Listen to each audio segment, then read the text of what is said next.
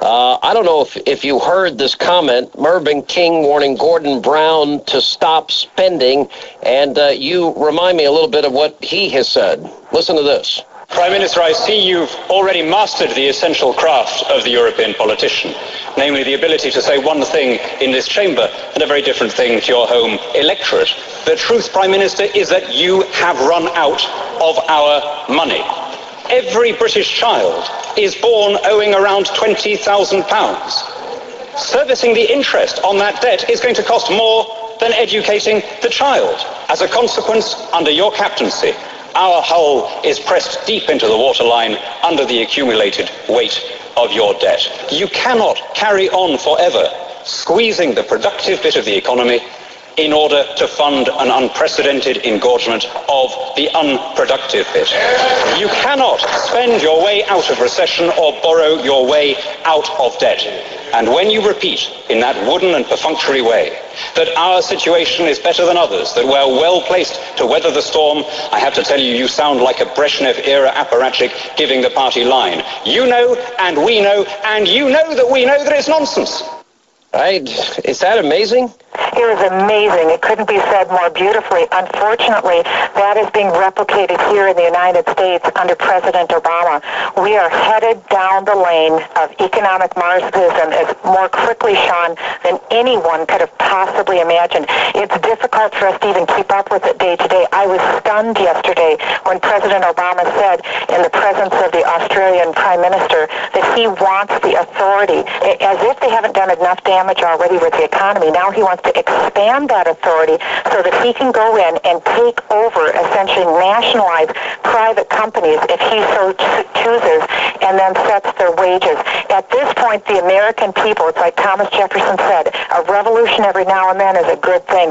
We are at the point, Sean, of revolution, and by that what I mean, an orderly revolution, where the people of this country wake up and get up and make a decision that this is not going to happen on their watch.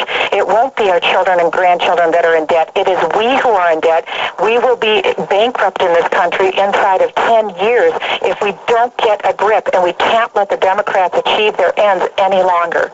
Well, I'm inspired by what you're saying, Congresswoman, and I only hope that your fellow Republicans get as energetic and as outspoken as you are here. And by the way, my frustration has not so much been with the House of Representatives, because I think the Republicans have been fairly united there.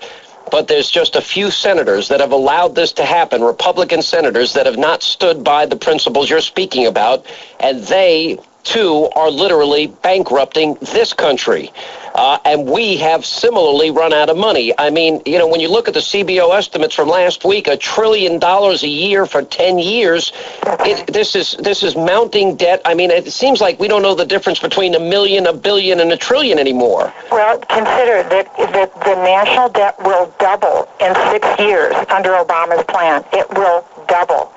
I think people, and when people consider that just what Obama has laid out in this one budget, he will have accumulated more debt under his presidency with this one budget than all 43 previous presidents combined. I know that's hard to believe, but the numbers bear it out. If you go from George Washington to George W. Bush, add up all of their accumulated debt, it doesn't even equal the amount of debt that Barack Obama is putting on the backs of this economy. And just as the gentleman said in the Parliament in England, their ship will go down. Our ship is no different.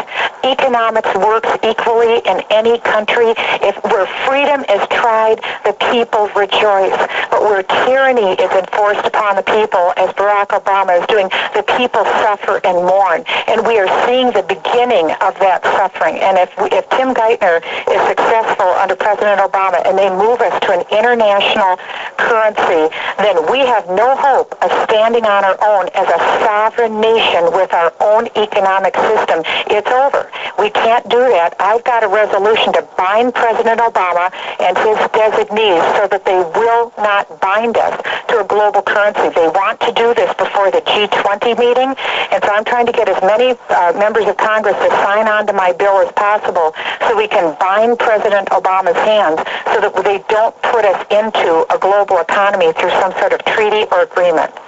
Well, Congresswoman, no wonder why. I know you've had a lot of people attacking you over the years, and listening to you, it's very obvious why. I'm always in trouble with those guys, Sean. Well, and you know what? You're a refreshing voice of clarity in these very murky waters that we're navigating through. And I'm going to tell you something. If we don't stop this now, and these are words Obama uttered. We don't have much time. We don't have much time. We may never recover. I will tell your listeners, right now I'm a member of Congress, and I believe that my job here is to be a foreign correspondent reporting from enemy lines.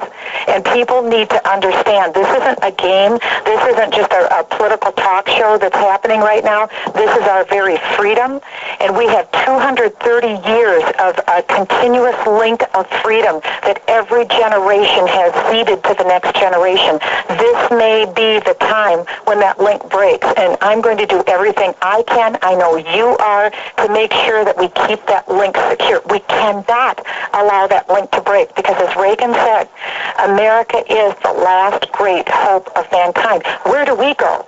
The last great hope of man on this earth. Do we get into an inner tube and float 90 miles to some free country? There is no free country for us to repair to. That's why it's up to us now. The founders gave everything they had to give us this freedom. Now it's up to us to give everything we can to make sure that our kids are free too. It's that serious. I hate to be dramatic, but it's not. You are not overstating this case, Congresswoman, and you don't need to apologize for it. And as a matter of fact, it's refreshing. And I can tell you all around this country, on 535 of the best radio stations in this country, people are saying, amen, hallelujah, where have you been? Right, and I would encourage your listeners, this last weekend, I received a copy of Mark Levin's book, Yep. Liberty and Tyranny. I consumed that book. I read it. I highlighted it. I wrote notes in the margins. I encourage every one of your listeners to read Mark Levin's book and begin to act. We have to take this country back immediately. We don't have time to wait. We have to do it soon. Well, I'm going to tell you, we have Mark on TV on Monday. By the way, you're coming on TV this week, aren't you? I think Friday. I think you're going to be on Friday, and I'm glad you're coming. And we had him on this radio show on Monday, and it is a roadmap. It is the single best written book that I have seen on conservatism in my lifetime. And what he does so well, and you'll agree with me here, is that not only does he go back to our founding documents, our Constitution, our Declaration, the writings, the Articles of Confederation, and Madison and our framers and our founders, but he also goes back to the great philosophers that inspired them. That's right. As a means of making the case that conservatism is the answer, and if conservatism doesn't win the day, tyranny will rule. That's right, and we can never forget that the founders were rebelling against a governmental authority that abused their taxation power, and that was the tyranny. That's exactly what's happening right now, and we have to rise up and say no more, not on my watch, no more. And that's why your listeners, I'm encouraging them, call your member of Congress, call your member of Senate, tell them you will not stand for the United States going into a global currency. And my question would be to our Treasury Secretary, did you lie to me yesterday in committee, or were you lying today when you spoke to the Council on Foreign Relations? Who were you telling the truth to? Because you told two opposite statements. Which one is the truth? Congresswoman, you are a breath of fresh air, and keep going. And I promise you, as they attack you, you're going to have conservatives like myself in your corner. I promise you. And we'll see you Friday on Hannity on Fox News. Thank you for being with us. You're a great American. Thank you. Thank you for your audience. You're a great American, and we'll take, boy, that was inspiring.